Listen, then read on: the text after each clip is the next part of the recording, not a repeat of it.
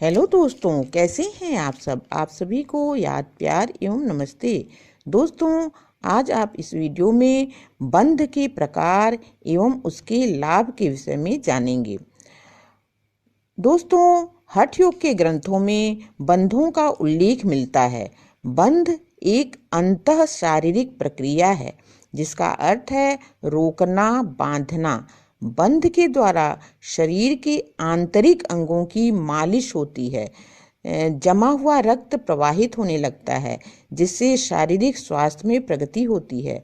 बंध के अभ्यास से शरीर की अनेक क्रियाएं साधक के चेतन नियंत्रण में रहती हैं।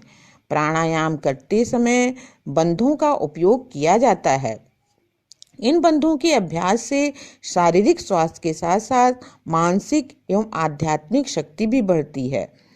बंध मुद्राएं शरीर की कुछ ऐसी अवस्थाएं होती हैं जिनके द्वारा कुंडलिनी सफलतापूर्वक जागृत की जा सकती है। मुख्यतः बंध 4 प्रकार के होते हैं, जो हैं मूल बंध, उड्डीयान बंध, जालंधर बंध और महाबंध।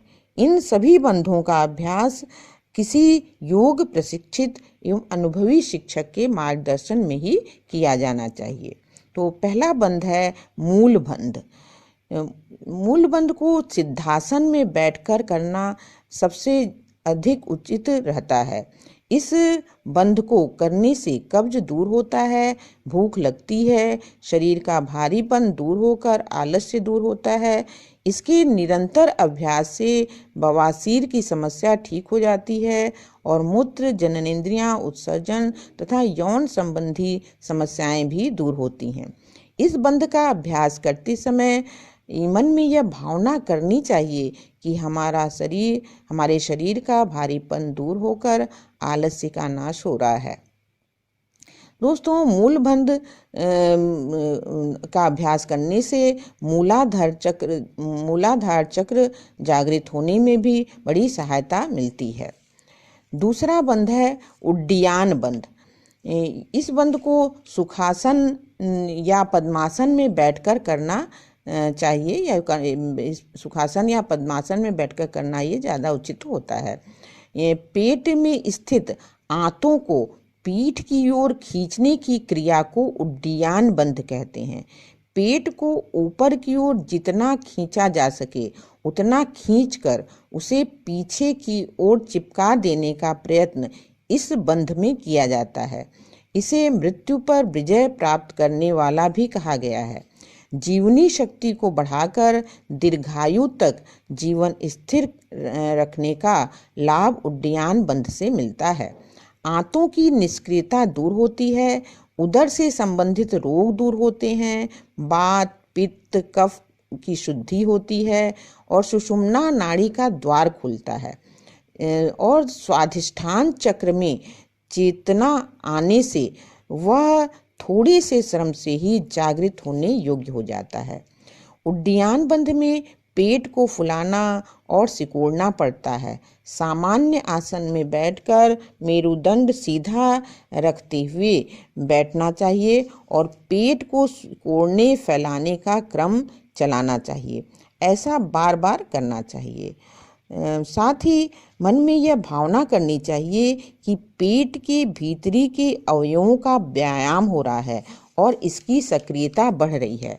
पाचन तंत्र सक्षम हो रहा है और मल विसर्जन की क्रिया भी ठीक हो रही है। आलस्य, असंयम, लोभ का अंत हो रहा है। स्वास्थ्य की निर्बलता हटती जा रही है और उसके स्थान पर बलिष्ठता सुदृढ़ होती जा रही है। तीसरा बंध है जालंधर बंध।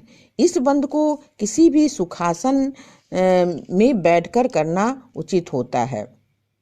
मस्तक को झुकाकर ठोड़ी को कंठ कूप में लगाने को जालंधर बंध कहते हैं।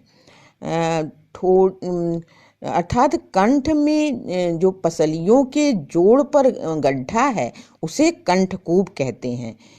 इससे श्वास प्रश्वास क्रिया पर अधिकार होता है। विशुद्धि चक्र के जागृत होने में जालंधर बंध से सबसे बड़ी सहायता मिलती है। जालंधर बंध में भी ठोड़ी के नीचे लाने और फिर ऊंचा उठाकर सीधा कर देने का क्रम चलाना चाहिए। सांस को भरने और निकालने का क्रम भी थोड़ी जारी रखना चाहिए। इससे अनाहत चक्र, विशुद्धि चक्र और आज्ञा चक्र तीनों चक्र पर प्रभाव पड़ता है। बुद्धिमत्ता और दूरदर्शिता बढ़ती है। इसको करते समय मन में यह भावना करनी चाहिए कि अहंकार समाप्त हो रहा है और नम्रता भरी सज्जनता का विकास हो रहा है। इसे मुख्य रूप से प्राणायाम में कुंभक के साथ प्रयोग किया जाता है। चौथा बंध है महाबंध। जब तीनों बंध एक साथ प्रयुक्त होते हैं तो उसको महाबंध की स्थिति कहते हैं। यह सभी चक्रों को जागृत करने में सहायक होता है। मानसिक सक्रियता बढ़ती है तथा अतीन्द्रिय क्षमताएं जागृत होती हैं। महाबंध का अभ्यास करने से शरीर में फैली नाड़ियों में कहीं भी अवरोध होने पर विशेष लाभ होता है। शरीर में रक्त प्रवाह सुचारू रूप से होने लगता है। तो दोस्तों, आपने बंध के प्रकार और उसके लाभ के विषय में जाना। वीडियो अच्छा लगा हो तो लाइक शेयर अवश्य करिएगा और अभी तक सब्सक्राइब न किया हो तो अवश्य कर लीजिएगा। धन्यवाद धन्यवाद धन्यवाद।